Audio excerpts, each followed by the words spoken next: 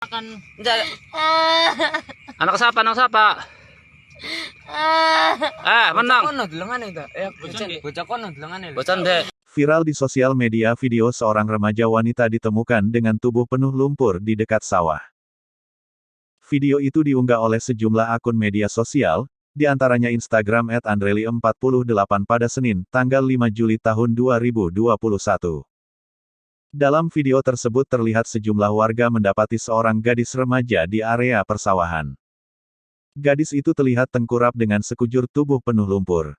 Saat ditemukan, ia tengkurap dan tidak bergerak. Warga kemudian menyiram gadis itu dengan air. Kemudian ia terbangun dan langsung menangis histeris. Warga pun berusaha menenangkan gadis itu dan bertanya di mana. Bahkan dirinya sempat menolak saat warga berusaha membersihkan lumpur dari badan gadis itu. Namun gadis itu terus menangis dan tidak menjawab pertanyaan warga. Warga terus menyiram gadis itu untuk membersihkan badannya dari lumpur. Nampak wajah gadis itu juga penuh dengan lumpur.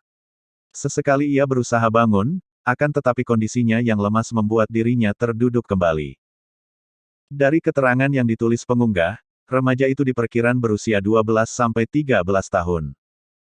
Ia ditemukan warga di persawahan Kedokan Bunder, Indramayu, Jawa Barat dengan kondisi linglung.